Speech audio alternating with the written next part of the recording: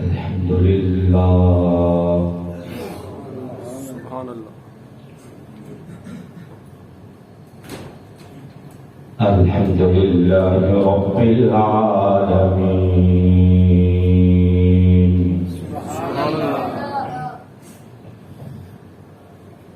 والعاقبۃ للمتقین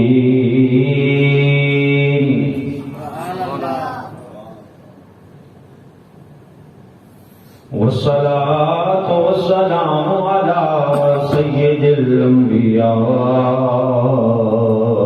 والمرسلين وأصحابه الهادين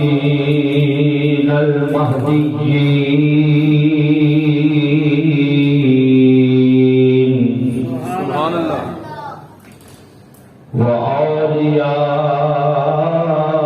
وأوليائه الكاملين وعلماء ملته وأهل سنته أجمعين أما بعد فأعوذ بالله من الشيطان الرجيم بسم الله الرحمن الرحيم سبحان اللہ لكم دينكم ولي دين آمنت بالله صدق الله مولانا العظيم وصدق رسوله النبي الكريم الأمين الصلاة والسلام عليك يا رسول الله وعلى آلك وأصحابك يا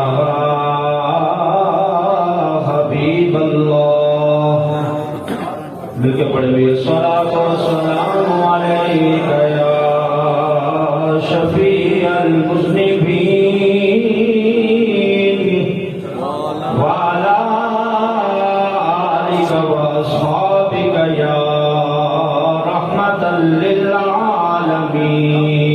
للعالمين سبحان اللہ مولاي صل وسلم دائما أبدا على حبيبك خير الخلق كلهم مولاي صل وسلم دائما أبدا على حبيبك خير الخلق كلهم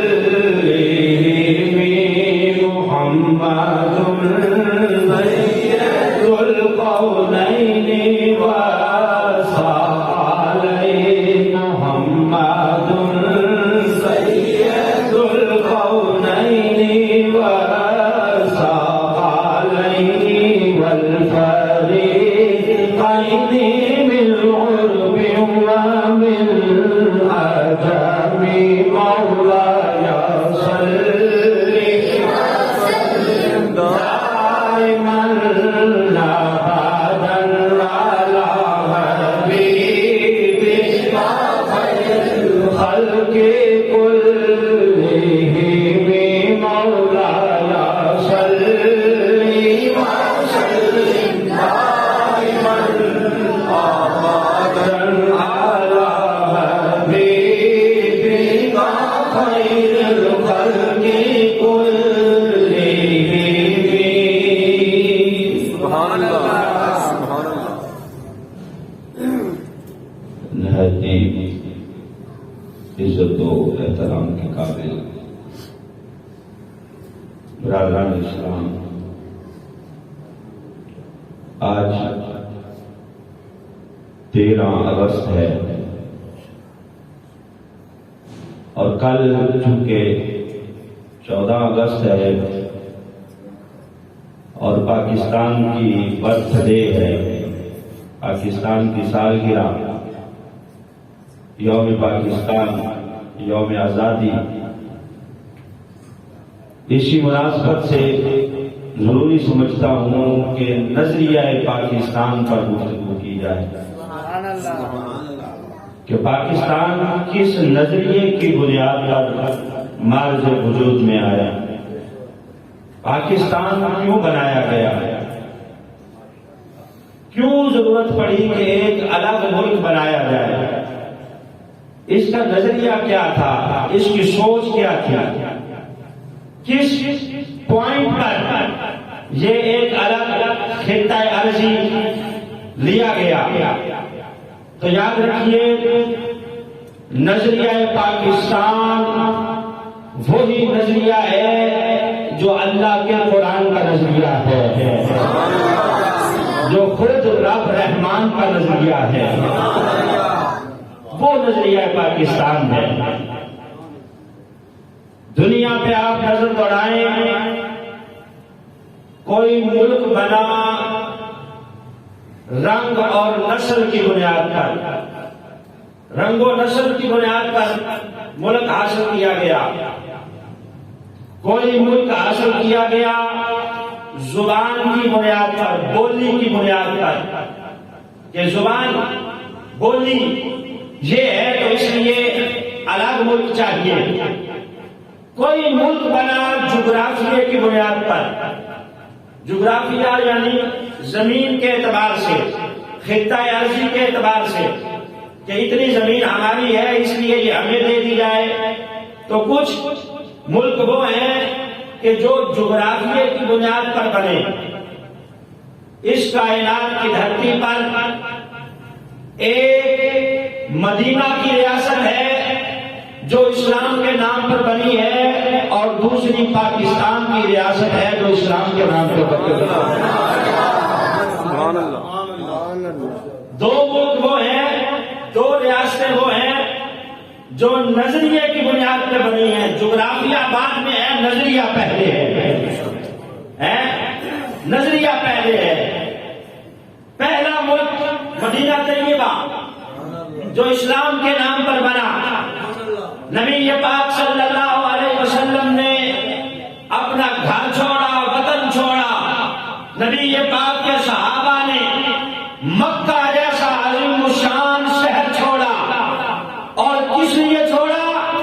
اسلام کے لیے، کہ اسلام کا قلعہ چاہیے، وہ دھرتی چاہیے جہاں ہم بغیر کسی روک ٹوک کے اللہ کی توحید کے نغمے بلند کر سکے۔ ہجرت کا حکم آ گیا، رسالت آپ صلی اللہ علیہ وسلم خود بھی مہاجر بنے، صحابہ نے بھی ہجرت کی۔ وہ ہجرت مدینہ تاریخ کی کتابوں میں وہ باب آج بھی موجود ہے کہ صحابہ نے نہ اپنا گھر دیکھا، نہ بچے دیکھے، نہ جائیدادیں دیکھی، اپنے لہلہاتے باغ چھوڑ کر، اپنے خوبصورت گھر چھوڑ کر اور اپنی جائیدادیں چھوڑ کر نبی پاک صلی اللہ علیہ وسلم کے اس اعلان پر لبیک کہا، اور لبیک کہتے ہوئے گھروں کے دروازے کھلے چھوڑ کر مدینہ طیبہ کی طرف چل دیے کہ یا رسول اللہ صلی اللہ علیہ وسلم آپ کا حکم پہلے ہے اور گھر بعد میں ہے۔ تو وہ پہلی ریاست بنی، ریاست مدینہ جو اسلام کے نام پر بنی، اور وہ ہجرت مدینہ صحابہ نے کی۔ اور دوسری جو ہجرت ہوئی سب سے بڑی ہجرت، کائنات کی حضرت آدم سے لے کر آج تک وطن کے لیے جو سب سے بڑی ہجرت ہوئی، وہ پاکستان کے مہاجرین نے ہجرت کی، جنہوں نے وہاں سے ہندوستان سے اپنے گھر چھوڑے، باغات چھوڑے، لہلہاتی فصلیں چھوڑی، اپنے بڑے بڑے مکان چھوڑے، دروازے کھلے چھوڑ دیے، نہ انہوں نے اپنے گھر دیکھے، نہ لہلہات کھیت دیکھے، نہ اپنے جانور دیکھے، وہاں سے چل دیے اس لیے کہ ہم وہاں جائیں اس خطہ ارضی پر جہاں روک ٹوک کوئی نہ ہو، ہم اذان بھی بلند کر سکیں اور اللہ کے آگے سجدہ ریز ہو کر نماز میں پڑھ سکیں، نہ قربانی کے معاملے میں کوئی روکے، نہ عبادت کے معاملے میں کوئی روکے۔ رب کعبہ کی قسم ہے، کائنات میں جو سب سے بڑی ہجرت ہوئی ہے وہ پاکستان کے لیے ہوئی ہے۔ سبحان اللہ، سبحان اللہ۔ 2 کروڑ مسلمانوں نے ہجرت کی ہے، ہجرت کر کے وہاں سے یہاں آئے ہیں 2 کروڑ مسلمان۔ اور نظریہ کیا تھا؟ نظریہ یہی تھا کہ ہندو بنیا الگ قوم ہے اور ہم الگ قوم ہیں، 2 قومی نظریہ جس کو کہا جاتا ہے۔ توجہ کیجیے گا میرے دوست، توجہ کے ساتھ گفتگو سماعت کیجیے گا۔ 2 قومی نظریہ جسے کہا جاتا ہے ہندو الگ قوم ہے اور مسلمان الگ قوم ہے، اسے کہا جاتا ہے 2 قومی نظریہ۔ اسی 2 قومی نظریہ کی بنیاد پر یہ ملک معرض وجود میں آیا ہے۔ اس 2 قومی نظریہ کو اگر سمجھنا ہے تو قرآن سے سمجھیے۔ قرآن کہتا ہے لکم دینکم ولی دین۔ اللہ فرماتا ہے محبوب ان کافروں سے کہہ دو جن بتوں کو تم پوجتے ہو میں انہیں نہیں پوجتا، جس خدا کو میں مانتا ہوں تم اسے نہیں مانتے، اس لیے لکم دینکم ولی دین، تمہارے لیے تمہارا دین ہے اور ہمارے لیے ہمارا دین ہے۔ ہمیں تمہارا دین مبارک، ہمیں ہمارا دین مبارک ہے۔ یہ کہاں سے لیا گیا نظریہ؟ پاکستان قرآن میں موجود ہے۔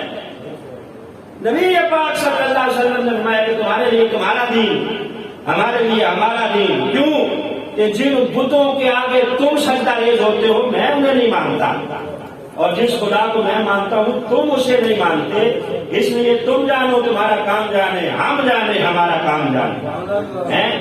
اسی نظریے کو اگر سمجھنا ہے تو قرآن مجید میں سورہ نحل 14واں پارہ قرآن کہتا ہے وَإِنَّ لَكُمْ فِي الْأَنْعَامِ لَعِبْرَةً نُسْقِيكُم مِّمَّا فِي بُطُونِهِ مِن بَيْنِ فَرْثٍ وَدَمٍ۔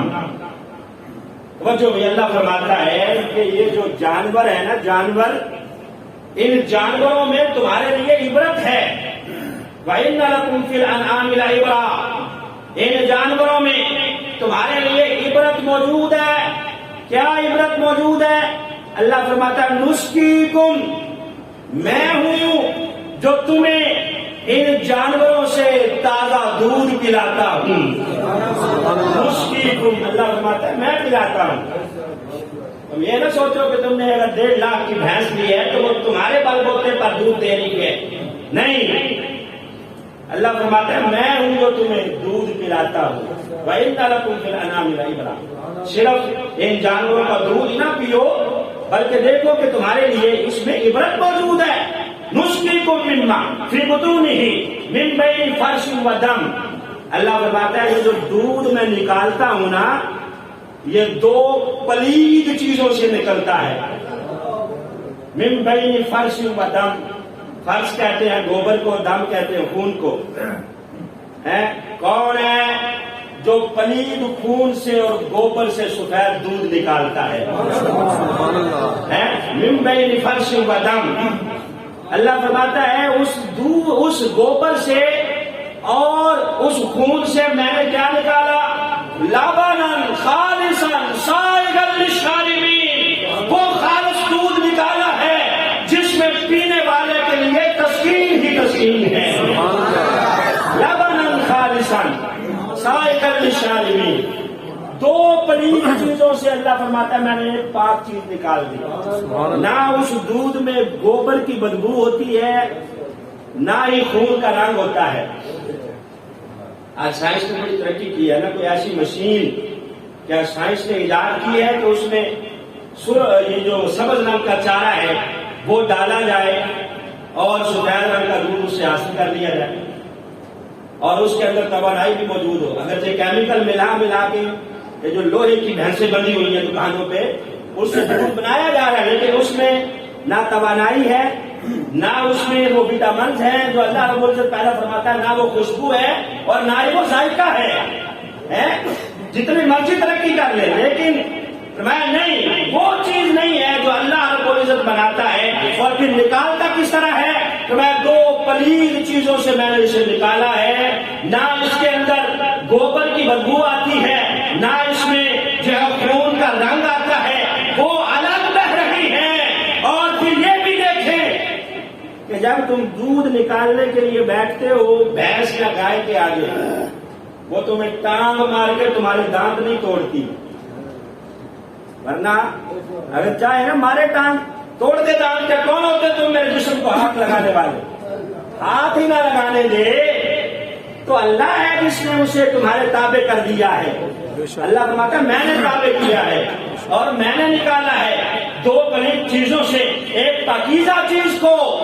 تو یہیں سے علماء نے نظریہ پاکستان کی وضاحت کی ہے کہ جس طرح اللہ نے دو پلید چیزوں سے ایک پاکیزہ چیز دودھ نکالا ہے، اسی طرح انگریز بھی ناپاک ہے، ہندو بھی ناپاک ہے۔ اللہ نے ان دونوں ناپاک چیزوں میں سے ایک پاکیزہ وطن نکال کے ہمیں تحفہ عطا کیا ہے۔ سبحان اللہ۔ یہی نظریہ پاکستان کا فرماتے ہیں کہ جس طرح اللہ نے وہ دو ناپاک چیزوں سے ایک پاک چیز نکالی ہے، اسی طرح ہندو بنیاں بھی ناپاک، انگریز بھی ناپاک، اللہ نے ان دو ناپاکوں میں سے ایک پاکیزہ وطن ہمیں عطا کیا ہے، نکال کے ہمیں دیا ہے۔ اب نظریہ پاکستان شروع میں قائد اعظم رحمۃ اللہ علیہ بھی ہندو مسلم اتحاد کے داعی تھے۔ ان کی تقریریں آپ دیکھ لیں پہلے کی، وہ ہندو مسلم اتحاد کے سفیر سمجھے جاتے تھے۔ بعد میں ان کا مائنڈ چینج کیا ہے علامہ اقبال نے۔ 1905 سے قبل علامہ اقبال کا نظریہ بھی کچھ اور تھا، وہ بھی وطن کو ملت سمجھتے تھے۔ ان کی نظمیں آپ اٹھائیں، انہوں نے لکھا کہ سارے جہاں سے اچھا ہندوستان ہمارا، ہم بلبلیں ہیں اس کی یہ چمن ہمارا۔ یہ جو ہندوستان کا قومی ترانہ ہے کس نے لکھا ہے؟ علامہ اقبال نے لکھا نا کہ سارے جہاں سے اچھا ہندوستان ہمارا، ہم بلبلیں ہیں اس کی یہ چمن ہمارا۔ وہ بھی پہلے وطن کو ملت سمجھتے تھے، لیکن بعد میں جب مائنڈ چینج ہوا تو پھر کیا کہا؟ پھر کہنے لگے کہ چین و عرب ہمارا، ہندوستان ہمارا، مسلم ہے ہم وطن ہے سارا جہاں ہمارا۔ چین و عرب ہمارا، ہندوستان ہمارا، مسلم ہے ہم وطن ہے سارا جہاں ہمارا۔ ساری زمین ہی اللہ کی زمین ہے۔ قرآن اٹھائیں، جگہ جگہ اللہ فرماتا ہے للہ ملک السماوات والارض، ملک اللہ کے ہے، زمین اللہ کی ہے۔ اور نبی یہ بات فرماتے ہیں کہ الارض للہ، ساری زمین اللہ کی ہے۔ علامہ اقبال نے وہی کہا کہ صرف ہندوستان ہی ہمارا وطن نہیں ہے بلکہ مسلم ہے ہم وطن ہے سارا جہاں ہمارا، سارا جہان ہی ہمارا وطن ہے۔ اور ملت صرف ایک وطن کی وجہ سے نہیں بنتی بلکہ ملت بنتی ہے کس وجہ سے؟ اسلام کی وجہ سے اور نظریہ کی وجہ سے۔ جب قائد اعظم کا مائنڈ چینج ہوا تو اس نے پھر خطابات شروع کیے مجالس میں۔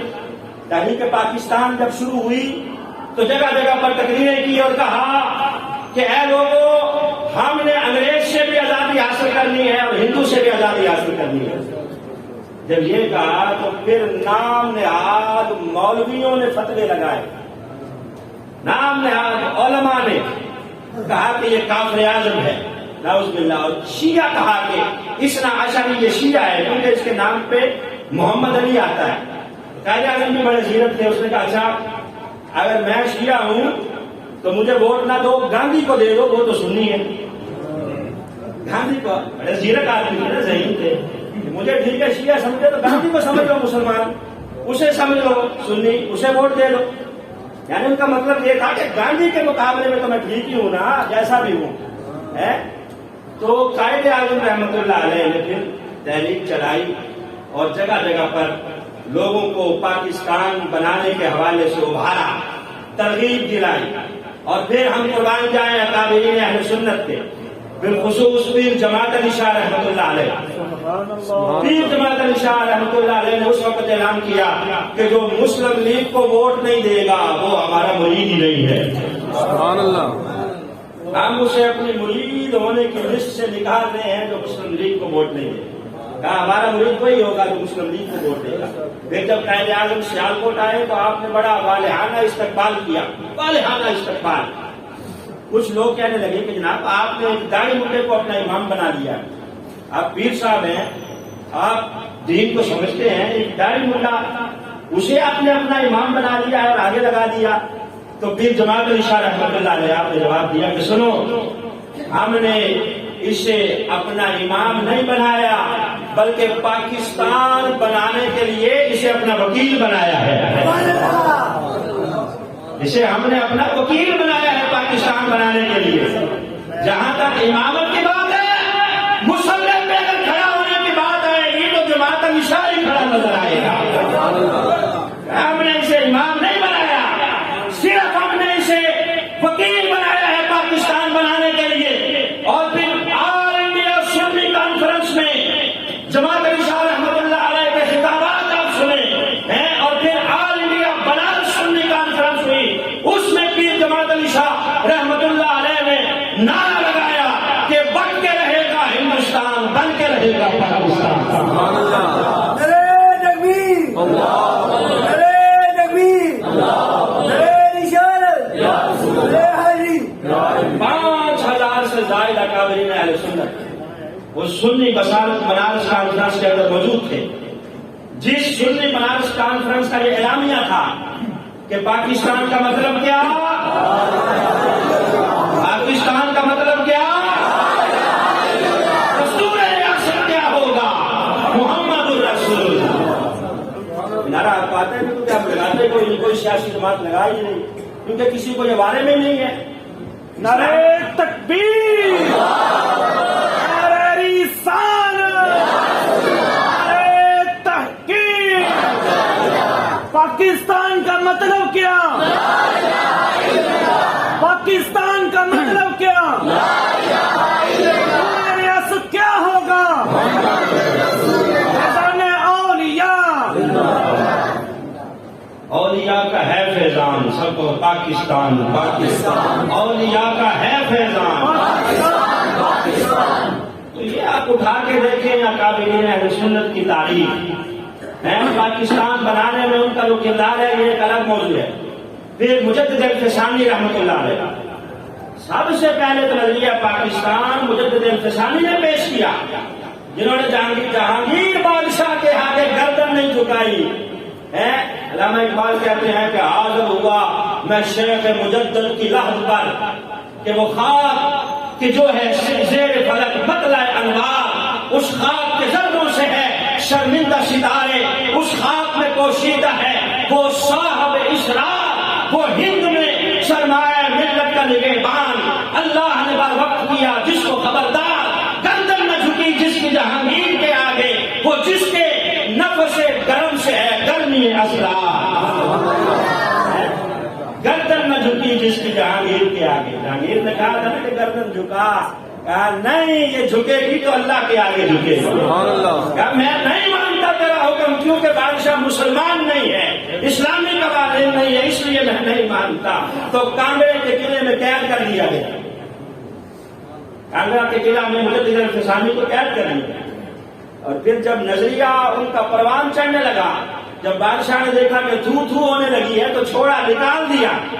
جب نکالا تو کہا آئیں آپ قلعہ فتح کریں اور آپ جو ہے جلوس کی قیادت کریں، آپ کی قیادت میں جلوس کانگڑا کے قلعہ میں داخل ہوگا۔ تو حضرت مجدد الفسانی نے کہا کہ ایک شرط میں قیادت کروں گا۔ کہا وہ کیا؟ کہا جب ہم قلعے میں داخل ہوں گے سب سے پہلے گائے ذبح ہوگی، اذان کی آواز گونجے گی اور مسجد کا سنگ بنیاد رکھا جائے گا، مسجد کا سنگ بنیاد رکھا جائے گا۔ نظریہ پاکستان پروان چڑھتا گیا ہے۔ قائد اعظم رحمۃ اللہ علیہ جو ہیں وہ لوگوں کو ابھارتے رہے کہ الگ ملک چاہیے، کس لیے کہ ہم ہندوؤں کے ساتھ اکٹھے نہیں رہ سکتے۔ ادھر سے میں نے کہا کہ کچھ لوگ وہ بھی تھے جو وطن کو ملت سمجھتے تھے اور کہتے تھے کہ اگرچہ نظریہ الگ الگ ہے لیکن رہتے تو ہم اکٹھے ہی ہیں۔ ہندو مسلم بھائی بھائی کا نعرہ لگا رہا تھا، ہندو مسلم اور عیسائی ہیں سارے بھائی بھائی، یہ نعرہ لگایا جا رہا تھا کہ کوئی بات نہیں، قومیں وطن سے بنتی ہیں۔ علامہ اقبال نے منہ توڑ جواب دیا، فرمایا عجم ہنوز نہ دارت رموز دی بننا چے دیوبند حسین احمد چے گل عجبی، کہ یہ دیوبند کا جو حسین احمد ہے یہ کیا ہے، اس نے دین کو سمجھا ہی نہیں ہے۔ یہ کہتا ہے کہ ملت وطن سے بنتی ہے، کہا نہیں، بمصطفیٰ برسا خیش کہ دین ہماؤس اگر باؤنا رسیدی تمام بھولا ہوئی۔ اس کو پتہ ہی نہیں ہے۔ اس سے پوچھو کہ اگر ملت وطن سے بنتی ہے تو نبی پاک کا ابو لہب سے کیا رشتہ تھا اور مخالفت کیوں تھی، دشمنی کیا تھی؟ سگا چچا تھا نا، ملک ایک تھا، رشتہ داری بھی تھی، قبیلہ بھی تھا، اپنا بندہ تھا، لیکن کہا نہیں، لکم دینکم ولی دین، تیرا دین الگ ہے ہمارا دین الگ ہے۔ نہیں، اگر سے تو چچا ہے لیکن تیرا وطن الگ ہے ہمارا وطن الگ ہے۔ ادھر سلمان فارس سے آیا ہے، کہاں سے آیا ہے؟ فارس سے۔ اسے سرکار نے سینے سے لگایا ہے اور فرمایا ہے سلمان منا اہل بیت، سلمان میرے اہل بیت میں شامل ہے۔ ادھر سکا چچا ہے لیکن دین ایک نہیں ہے تو میں کوئی رشتہ داری نہیں۔ فارس سے آیا ہوا سلمان فارسی ہے، نبی پاک نے سینے سے لگایا ہے۔ حبشہ سے آیا ہوا بلال حبشی ہے، سرکار نے سینے سے لگایا ہے۔ روم سے آیا ہوا صہیب رومی ہے، نبی پاک نے سینے سے لگایا ہے۔ کرن میں بیٹھا ہوا اویس کرنی ہے، نبی پاک نے دعا فرمائی ہے، صحابہ کو بھیجا ہے کہ جاؤ اویس کرنی سے میری امت کے لیے دعا کروا کے آؤ۔ کیونکہ ملت وطن سے نہیں بنتی بلکہ نظریے سے بنتی ہے۔ اگرچہ وہ کان میں بیٹھا ہے، نظریہ اس کا اور ہمارا اکٹھا ہے۔ صہیب اگرچہ روم میں بیٹھا ہے، نظریہ اس کا اور ہمارا ایک ہے۔ سلمان اگرچہ فارس میں بیٹھا ہے، نظریہ اس کا اور ہمارا ایک ہے۔ بلال اگرچہ حبشہ سے آیا ہے، رنگ بھی کالا ہے، ہونٹ بھی موٹے ہیں، کعبے پہ چڑھے گا، چھت پہ چڑھ کے اذان دے گا، کیوں کہ نظریہ اس کا بھی لا الہ ہے اور ہمارا بھی لا الہ ہے۔ سبحان اللہ۔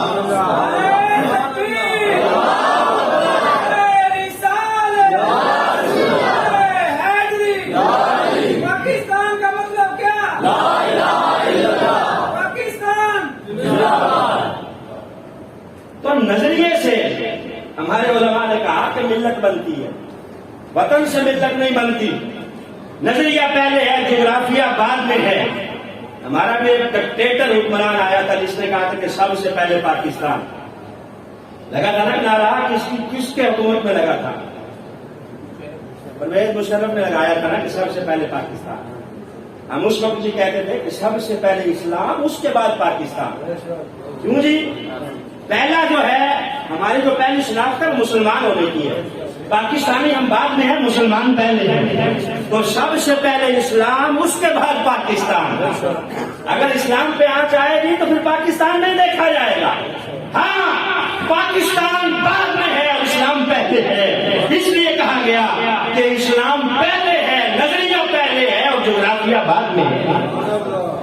یہ نظریہ پاکستان ہے۔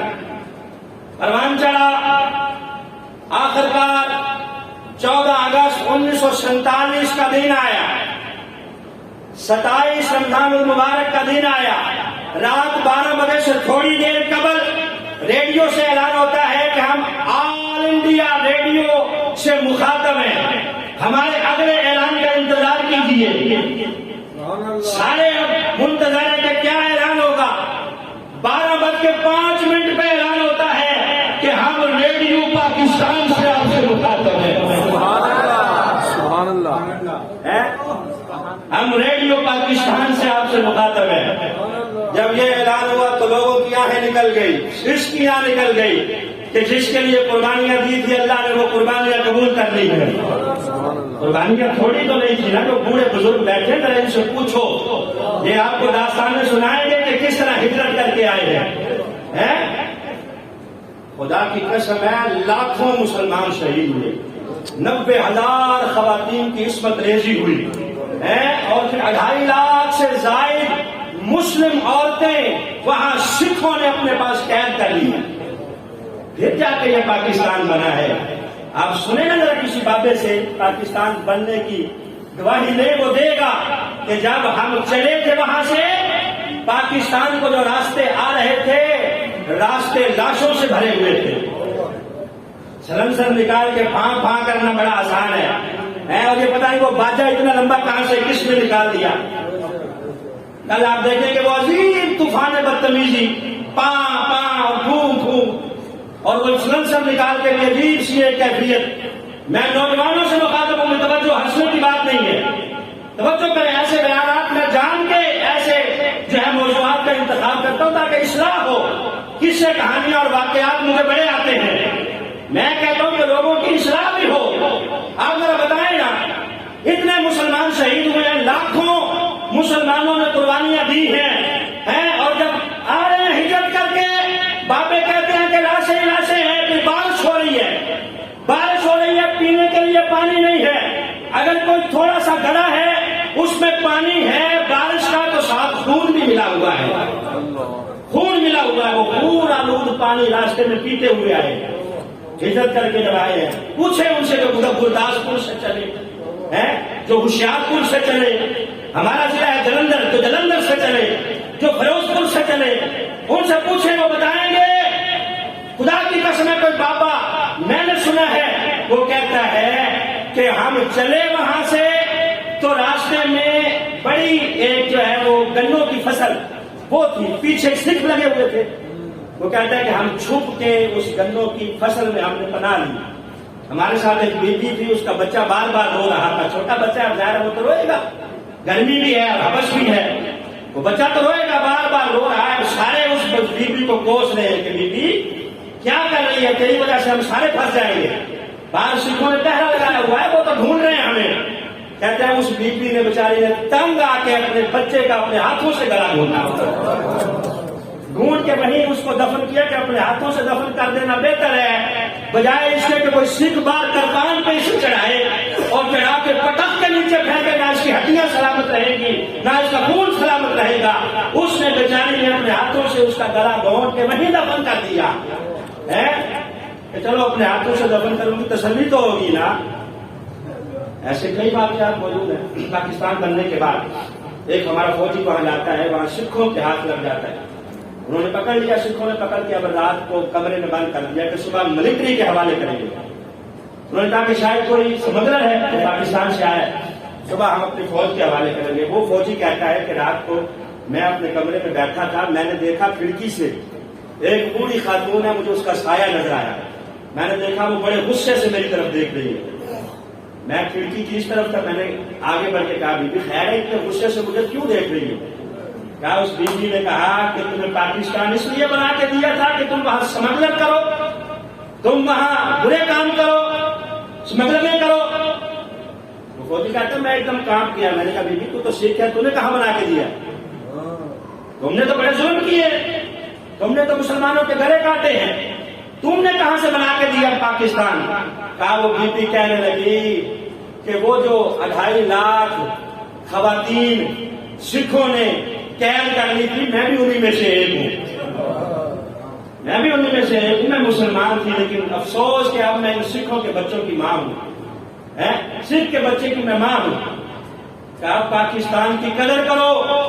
وہ خاتون کہنے لگی کہا میرا پیغام لے جانا, لے جا کے اپنے وطن کے واسیوں کو کہہ دینا کہ تمہاری دھرتی بڑی مبارک ہے. جب بھی میرے بچے کو بخار ہوتا ہے میں 3 مرتبہ پاکستان کہہ کے دم کر دیتی ہوں, اللہ شفا عطا کرتا ہے. یہ اتنا پاکیزہ وطن, اس کا جھنڈا آپ نے دیکھا سفید اور سبز, اور گنبد خضرا کا رنگ دیکھے سفید اور سبحان اللہ سبز. اور پھر نبی کے پاک کو بڑی توجہ ہے اس وطن کی طرف. میرے عرب کو آئی ٹھنڈی ہوا جہاں سے، میرا وہی وطن ہے، میرا وہی وطن ہے۔ سبحان اللہ۔ اقبال کہتے ہیں کہ اس دھرتی سے نبی کے پاک کو ٹھنڈی ہوائیں آتی تھی، کیوں کہ سرکار جانتے تھے کہ یہی وہ خطہ ہے جہاں سے کثرت کے ساتھ میری ذات پہ درود پڑا جائے گا۔ اور پھر 65 کی جنگ جب ہوئی تو کیا ہم نے اپنی طاقت کے بل بوتے میں جیتی ہے؟ کیا تھا ہمارے پاس؟ کچھ بھی نہیں تھا۔ جو نبی پاک صلی اللہ علیہ وسلم کے روزے کے ارد گرد مجاور ہیں، انہوں نے کہا کہ ہم نے دیکھا رات کو خواب میں سرکار اپنے روزہ انور سے نکلے ہیں، جنگی لباس پہنا ہوا ہے۔ ہم نے پوچھا حضور کہاں جا رہے ہیں؟ کہا ہندوستان نے پاکستان پہ حملہ کر دیا ہے، میں مدد کرنے جا رہا ہوں۔ 30 سیکنڈ میں 3 جہاز ہم نے ان پہ گرا دیے تھے۔ 30 سیکنڈ میں یہ ہماری توپوں کا کمال تھا؟ بتاؤ نا ذرا، یہ ہمارے پائلٹوں کا کمال تھا؟ خدا کی قسم اس توجہ کا کمال تھا؟ گنبد خضرا کی خیرات ہے یہ ملک، خدا کی قسم قربانیاں دے کے حاصل کیا گیا ہے۔ ہجرت کے وقت آنے والا ایک بزرگ کہتا ہے کہ میں آ رہا تھا، پیچھے سے سکھوں کی فوج تھی، آگے میں دوڑتا آ رہا ہوں، آگے دریا ہے۔ میں نے کہا کہ دریا میں کودوں گا تب بھی مر جاؤں گا، پیچھے سے اگر بچ جاؤں گا تو انہوں نے حملہ کر دینا۔ کہتا ہے ایک سوکھا ہوا درخت جو تھا اس کا تنا پڑا تھا چھوٹا سا، میں نے اس تنے کو ساتھ لے کے چھلانگ لگا دی، اس کے سہارے تھوڑا سا تیرتا رہوں گا۔ اور کہتا جب میں اندر آیا نا دریا کے، میں نے دیکھا کہ کئی لوگ وہاں موجود ہیں، میں نے کہا شاید یہ بھی تیر رہے ہیں، لیکن کہتا ہے جب میں آگے بڑھا تھوڑا سا تو مجھے محسوس ہوا کہ ان میں سے زندہ کوئی بھی نہیں، ساری لاشیں تیر رہی ہیں۔ میں ایک ہی تھا جو زندہ اس تنکے کے سہارے تیر رہا تھا، ساری لاشیں جو تیر رہی تھی۔ اور پھر آپ کو پتا ہے کہ اپنی عزتیں بچانے کے لیے ہمارے مسلمان بچیوں نے کنووں میں چھلانگیں لگائی، کنووں میں۔ ایک بزرگ کہتا ہے کہ ایک سکھ ایک نوجوان بچی کے پیچھے دوڑتا ہے، وہ بچی چھات پہ چڑھ کے چھلانگ لگا دیتی ہے اپنی عزت بچانے کے لیے، وہ سکھ بھی پیچھے دوڑتا ہے، لیکن جب اس نے چھلانگ لگائی بچی نے تو اس کی ٹانگیں ٹوٹ گئی۔ اب یہ بزرگ کہتا ہے کہ میں پاس سے جب گزرا، میں نے اپنی بوڑھی ماں کو کندھوں پہ اٹھایا ہوا تھا پاکستان کی طرف آنے کے لیے۔ یہ بیچاری بچی ٹوٹی ہوئی ٹانگوں سے بیٹھ کے مجھے حسرت کے ساتھ دیکھ رہی تھی، آنکھوں سے آنسو بہا کے کہہ رہی تھی کہ سارے چلے جاؤ گے، مجھے یہاں کون پوچھے گا، میرا پرشان حال کون ہوگا۔ وہ بزرگ کہتا ہے کہ بیٹا تو فکر نہ کر، میں تیری ذمہ داری لیتا ہوں۔ بزرگ کہتا ہے کہ میں نے اپنی اماں کو 1 میل آگے لے جا کے وہاں اتارا، پھر اس بچی کو میں نے اٹھایا، وہاں سے اٹھا کے وہاں لے کے آیا جہاں اماں کو بٹھایا تھا، پھر میں ایک کو یہاں سے اٹھاتا 1 میل آگے لے جاتا، پھر دوسری کو آگے لے جاتا۔ کہتا لوگوں نے ایک دفعہ ہجرت کی ہے، میں نے 3 دفعہ ہجرت کی ہے۔ سبحان اللہ۔ وہاں سے سفر کر کے جانا پیدل اتنا لمبا، پھر وہ اس وقت ظاہر گاڑیوں تو نہیں تھی، بیل گاڑیاں تھی، گڈے، ان کے آگے بیل لگے ہوئے۔ ایک بزرگ کہتا ہے میں نے اپنے بیل فصلوں میں چھوڑ دیے، جب آ رہا تھا ان کی کمر پہ ہاتھ پھیرا بیلوں پر، ظاہر ہے کہ جدائی تھی کہ وہ بیل مجھے حسرت کے ساتھ دیکھ رہے تھے، آج بھی مجھے یاد ہے وہ بیل، وہ جانور میری طرف دیکھ رہے تھے کہ ہمارا مالک جا رہا ہے ہم سے جدا ہونے کا، آج بھی مجھے یاد ہے وہ بیل جس طرح حسرت کے ساتھ مجھے دیکھ رہے تھے۔ یہ داستان غم تمہیں سنانے کا ایک ہی مقصد ہے کہ اس ملک کی قدر کرو، بڑی قربانیوں سے حاصل کیا گیا ہے، کم از کم اس مسجد کے ارد گرد کوئی باتیں نہ بجائے۔ جہاں جو آئے ہوئے آج میرے دوست، میرے بچے، نوجوان، ان سے نہ مخاطب ہوں کہ یہ باجے والا جو کلچر ہے پتہ نہیں کہاں سے آپ نے اڈاپٹ کیا۔ میں اور کیا بات کروں، ہماری مسجد کے باہر بک رہے ہیں، مسجد کے باہر بک رہے ہیں، میں کیا کروں، میرا تو کام ہے دھوکہ لگانا، میں لگا رہا ہوں دھوکہ لگانا۔ مالی کا کم پانی دینا پر مسکا پاوے، مالک کا کم پھل پھول لانا لاوے جانا لاوے۔ توجہ کرے بھائی، اپنے بچوں کو نہ خرید کے لے ایسی چیزیں، اور سلنسر نہ اتارنے دے موٹر سائیکل کا، 1 ملین نہ کرنے دے۔ 1 ملین کرے گا بچہ، بعد میں ماں رو رہی ہوگی کہ اکلوتا ہی تھا بیچارہ مر گیا۔ پہلے کیوں نہیں اس کو روکا؟ پہلے روکے اسے، کیا وطن اس لیے بنا ہے کہ مادر پدر آزاد ہو کے آپ جو مرضیاں کرتے پھر؟ نہیں، علامہ اقبال نے کہا تھا کہ وطن قرآن و سنت کی لیبارٹری ہوگا، جہاں پر کچہری میں اللہ کے قرآن کا قانون نافذ ہوگا اور نبی پاک کے فرمان کا قانون نافذ ہوگا۔ صرف نمازیں پڑھنے کے لیے ہم نے یہ وطن حاصل نہیں کیا تھا، نمازیں وہاں بھی پڑھ رہے تھے، اذانیں وہاں بھی ہو رہی تھی. اس لیے حاصل کیا تھا کہ کچہری میں قرآن کا قانون نافذ ہو، اسلام نافذ ہو. لیکن وہ آج 74 سال گزر گئے، کسی نے اس طرف توجہ ہی نہیں دی. کیوں نہیں دی؟ کہ قرآن اگر نافذ ہو جائے گا، اسلام آ جائے گا تو حکمرانوں کے اپنے اڑلے تڑلے بند ہو جائیں گے، ان کی عیاشیوں کا دروازہ بند ہو جائے گا.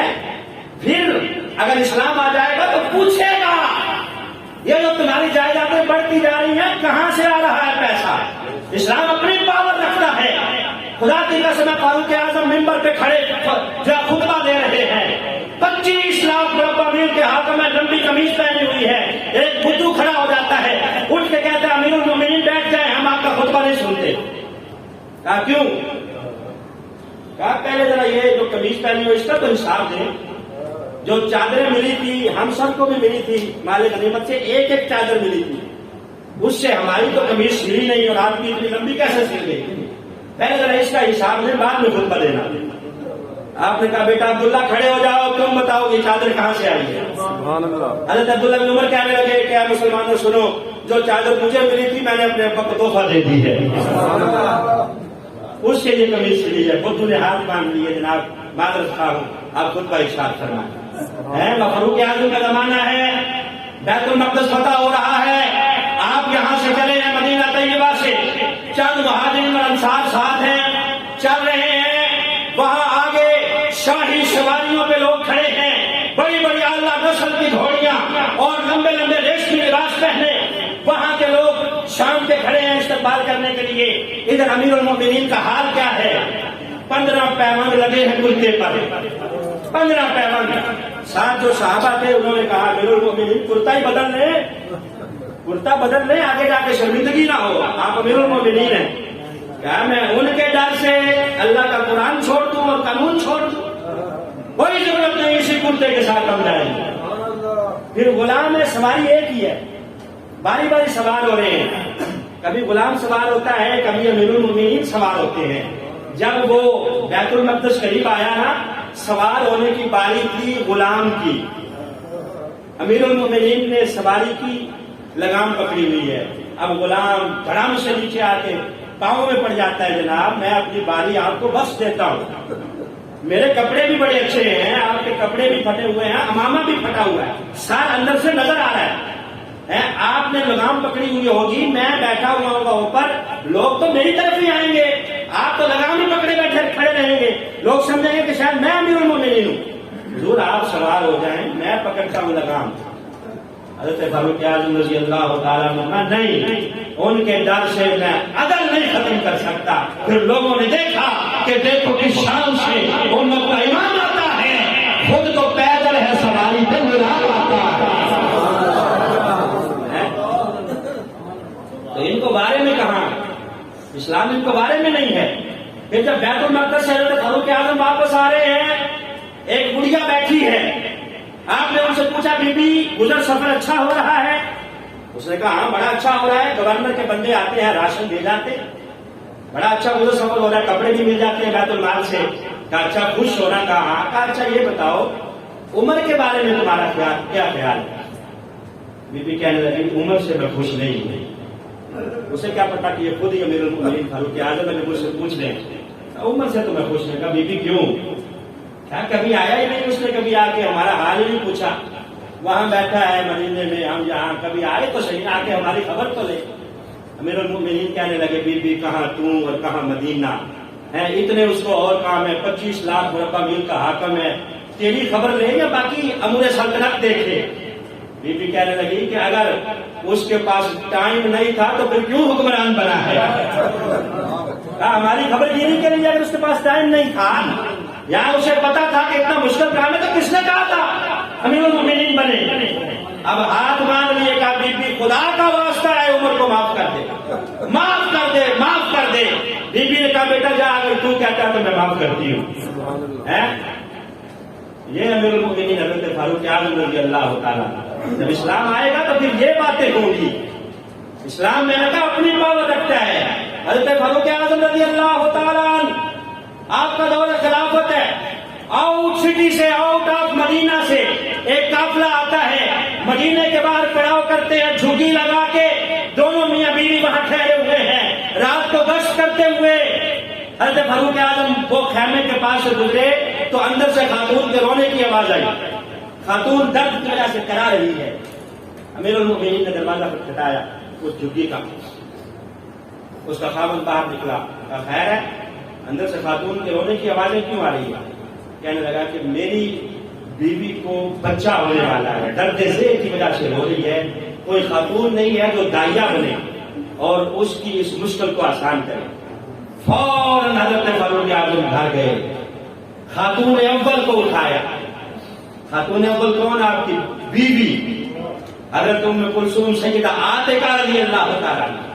آپ کو اٹھایا کہ تو تم آرام سے سوئی ہوئی ہو، سلطنت میں کچھ پردیسی آئے ہوئے ہیں، وہاں ان کے ہاں یہ معاملہ ہے، بچہ پیدا ہو رہا ہے، کوئی دائیا بننے والی نہیں ہے، چلو خاتون اول دائی بنو۔ یہاں ہمارے جو خاتون اول ہیں ان کے آپ دیکھ لیں کہاں کہاں کیا کیا معاملات ہیں۔ کہا چلو، آگے سے بیوی نے بھی کہا، نہیں کہا کہ میں کہا امیر المؤمنین کی بیوی اور میں دائی بنوں، کہا نہیں چلو۔ اب چل پڑی، معاملہ آسان ہوا، اندر سے بچے کے رونے کی آواز آئی، بیوی کہنے لگی آپ کی بیوی کہ امیر المؤمنین مبارک ہو، باہر جو آپ کا بھائی بیٹھا ہے اسے مبارک دے، اللہ نے اسے بیٹا دیا ہے۔